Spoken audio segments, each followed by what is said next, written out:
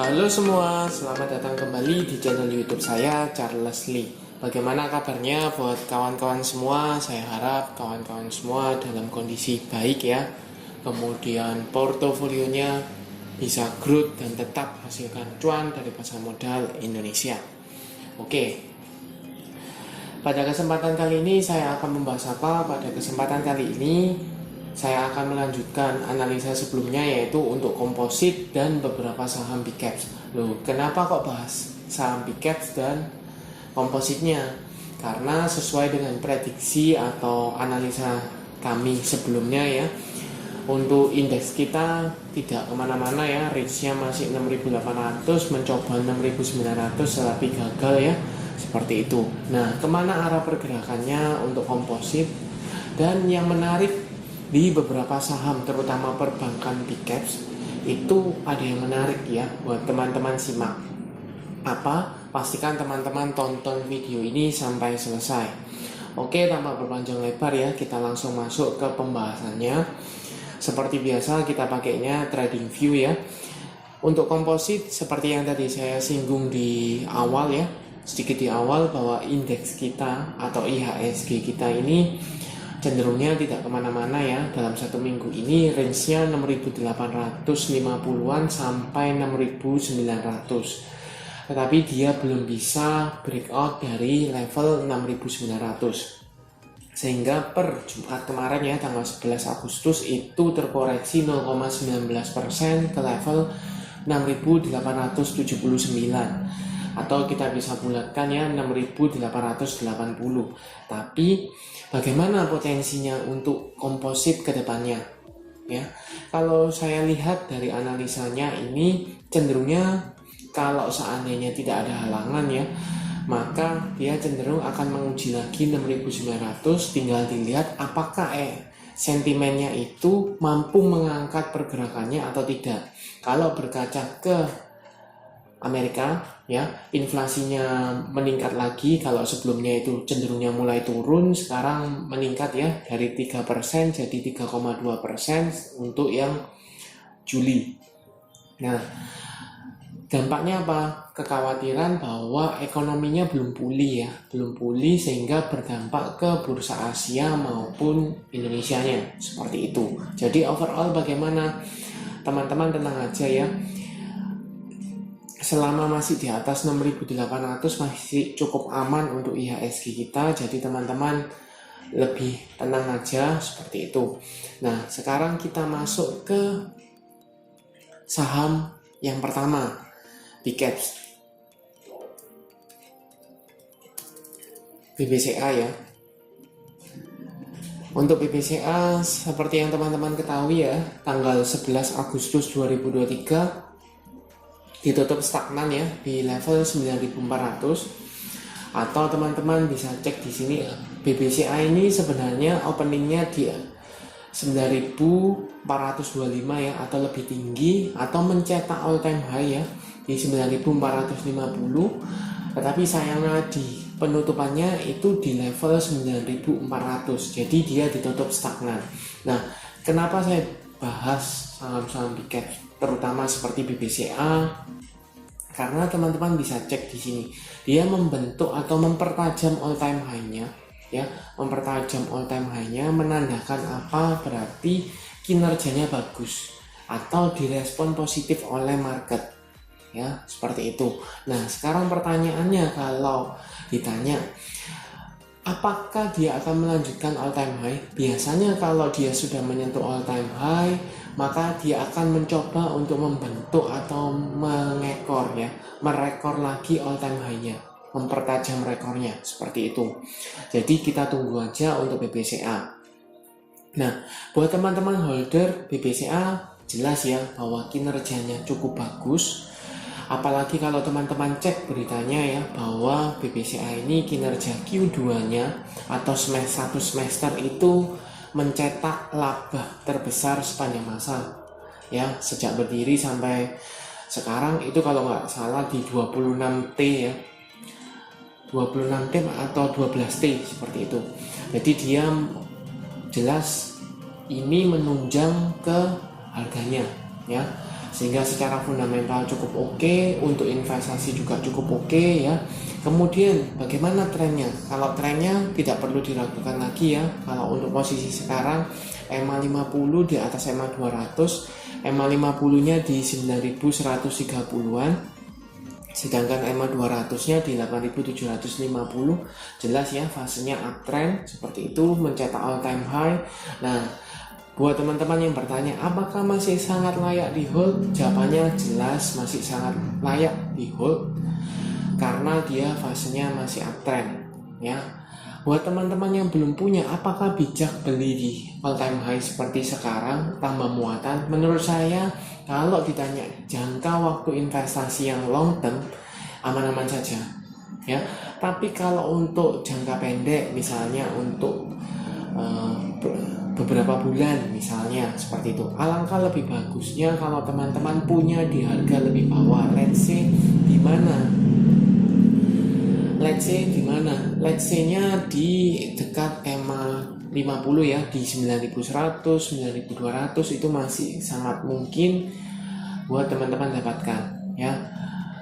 Bisa cicil aja beli di sana, kecuali ini disclaimer on-nya, kecuali kalau teman-teman pakai DCA ya, dollar cost averaging. Jadi setiap akhir bulan teman-teman hajar beli, itu is okay. Jadi mau di harga pucuk, mau di harga di support, teman-teman tetap averaging down ya, dollar cost averaging itu masih bisa.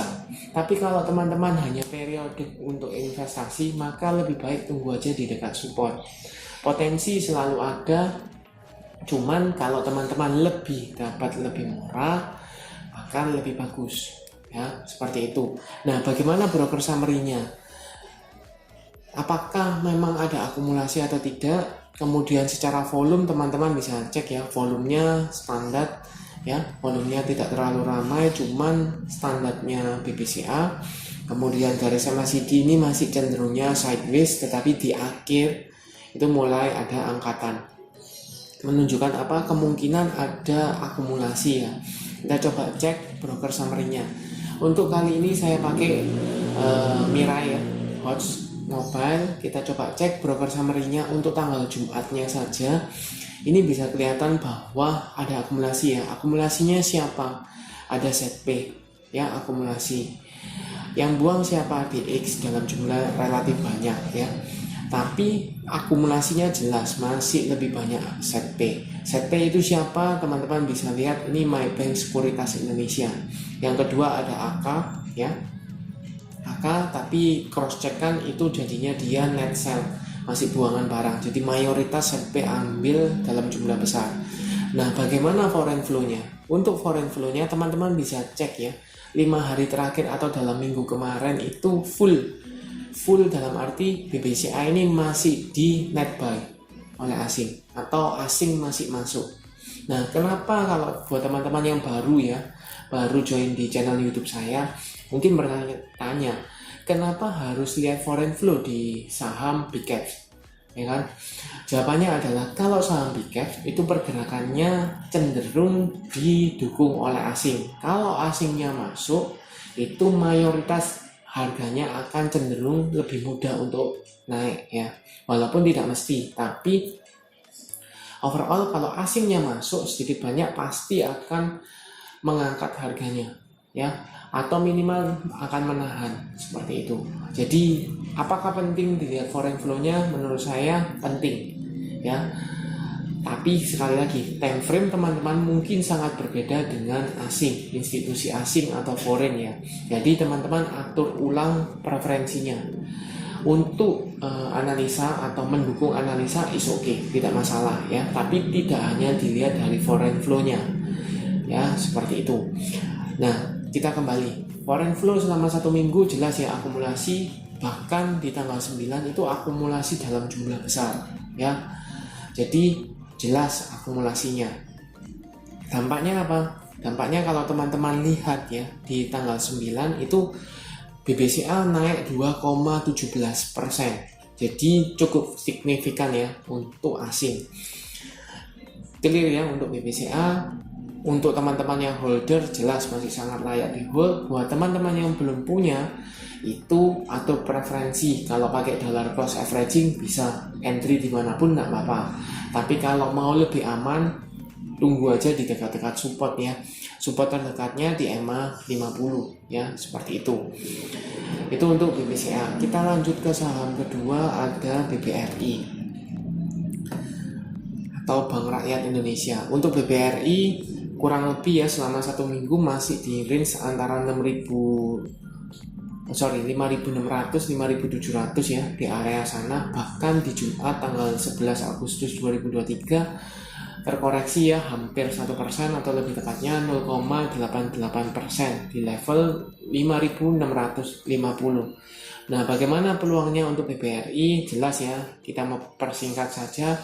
Jelas fasenya uptrend. Teman-teman kalau bingung bisa lihat tadi penjelasannya di BBCA ya. Kemudian volumenya rata-rata ya, tidak terlalu banyak, cuman rata-rata. Garis MACD ini cenderungnya masih sideways ya. Kelihatan di sini masih sideways. Nah, bagaimana foreign flow-nya? Kita coba cek di sini BBRI. Untuk BBRI kita bisa cek di sini ya.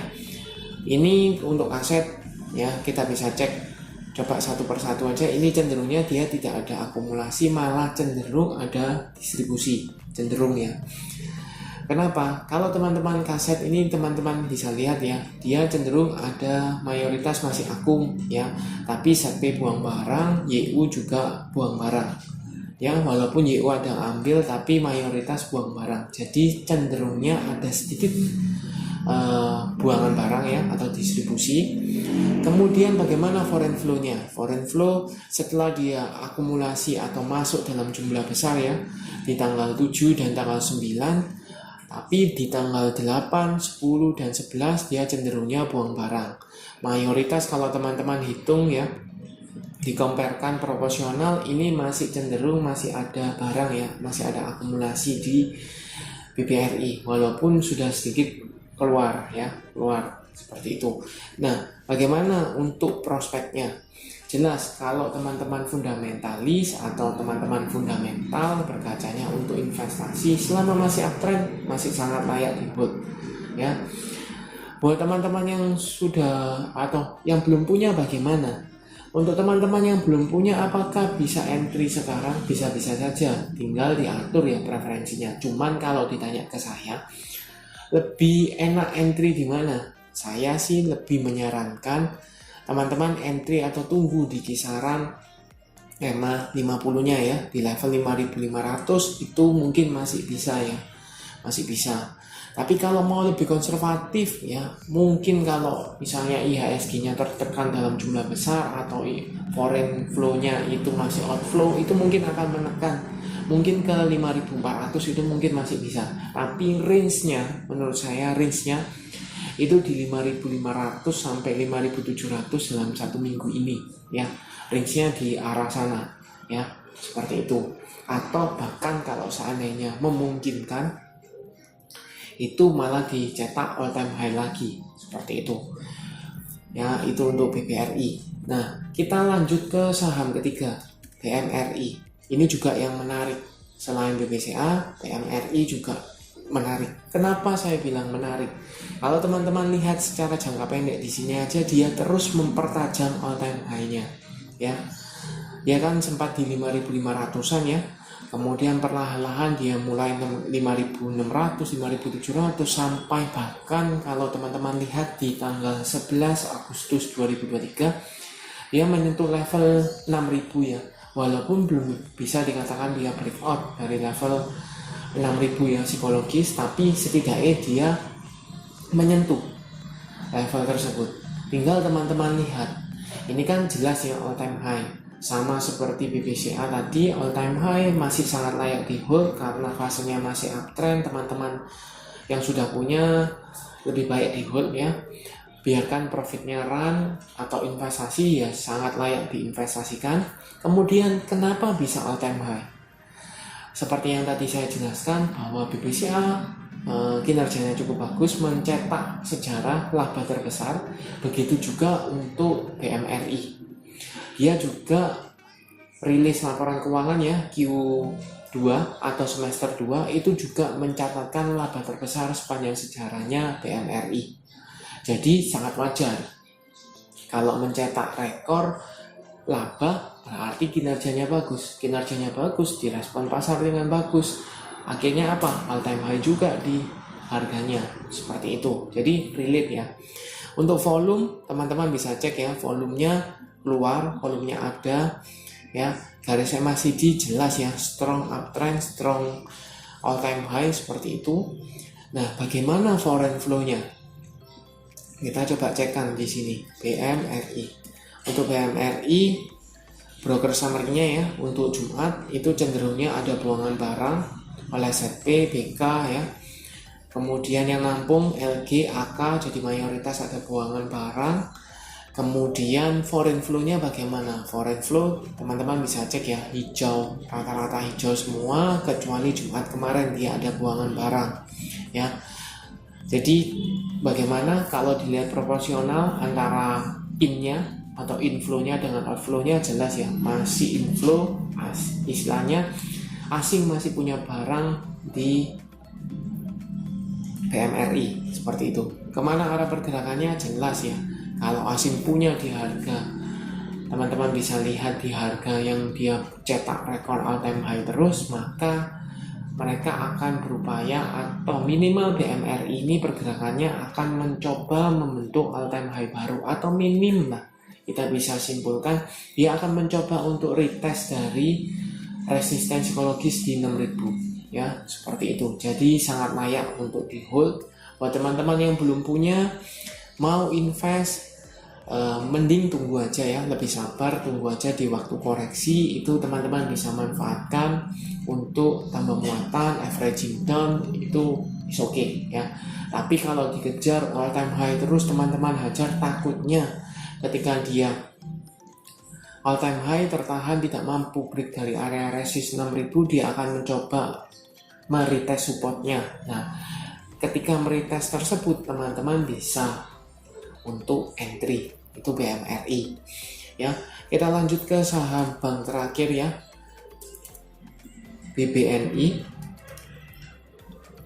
Bank Negara Indonesia. BBNI ini cenderung hari Jumat tanggal 11 stagnan ya di level 9100, sudah berhasil kembali di atas level 9000. Kalau sebelumnya dia di bawah ya, level 9000 level psikologis, sekarang dia berhasil kembali di atas level psikologis. Kemudian volume keluar ya, volumenya ada, garis MACD yang tadinya mulai mengarah ke bawah perlahan-lahan mulai mengarah ke atas kembali. Mengindikasikan apa? Mungkin dalam beberapa hari kemarin ada akumulasi atau tampungan ya, sehingga harganya dia mampu break dari level 9000.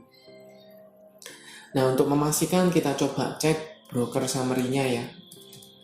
BBNI broker summary-nya jelas ya, ada akumulasi BK, AK, LG, akumulasi ya.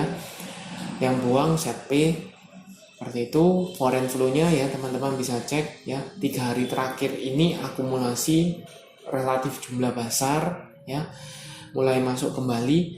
Teman-teman bisa cek di sini tanggal 9 ya. Tanggal 9 itu pas di kenaikan untuk BBNI cukup besar ya, 1,68%. Jadi dia mengkonfirmasi bahwa asing masuk mengangkat pergerakan dari BBNI. Seperti itu. Yang sedikit berbeda adalah untuk trennya ya. Untuk trennya ini cenderungnya masih sideways jangka pendek ya, sideways jangka pendek, karena range-nya dia masih berputar di EMA 200, EMA 50 ya, seperti itu. Dan dia belum bisa breakout kembali di atas 9200 di sana. Ya, support terdekat di mana support psikologis di area 9000 ya, di sini. Jadi buat teman-teman yang mau entry, atur aja preferensinya, dapat lebih murah, lebih bagus ya. Untuk targetnya diatur teman-teman, secara fundamental cukup bagus ya. Walaupun kalau tidak salah baca ya, untuk BBNI ini cenderungnya labanya berkurang ya, labanya tergerus. Dari laporan keuangan itu labanya tergerus dibandingkan Q1-nya ya, seperti itu. Nah, overall bagaimana dari 4 saham perbankan big caps. Ini kesimpulannya bagaimana? Kesimpulannya asing masih masuk di Indonesia ya, terutama saham-saham perbankan big caps ya. Asing masuk di perbankan dan mempertajam rekor all time high-nya ya. All time high-nya itu juga bagus untuk IHSG. Kenapa bagus? Di saat kondisi IHSG-nya tidak kemana-mana ya, tapi asing masih masuk, menandakan bahwa asing percaya ke IHSG kita untuk menghasilkan return. Nah, returnnya, time frame-nya itu memang beda-beda ya. Kita tidak bisa tahu kapan sih time frame-nya seperti itu. Cuman perlu diketahui ya, kalau teman-teman sabar, tanda kutip ya, teman-teman sabar, maka mengingat seperti BBCA, BBRI, BMRI itu cenderung akan membagikan dividen menjelang akhir-akhir tahun ya, antara range Oktober, November, Desember. Mungkin sekali lagi time frame asing adalah memanfaatkan momentum sekarang untuk ambil dulu mulai jual ketika windrest atau ada event pembagian dividen ya. Mungkin ke arah sana. Kenapa? Karena menjelang pembagian dividen atau windrest itu cenderung saham-saham perbankan itu mengalami kenaikan. Jadi mereka mulai jualan di sana. Mungkin ya. Ini sekali lagi disclaimer on. Apakah teman-teman sependapat? Feel free for comment ya. Silakan komen apakah teman-teman sependapat atau tidak, atau mungkin ada pandangan yang lain ya. Kita saling sharing seperti itu. Oke, sekian untuk video kali ini. Terima kasih sudah menonton sampai akhir. Jangan lupa like, share, dan subscribe channel YouTube saya, dan nantikan video analisa saham berikutnya.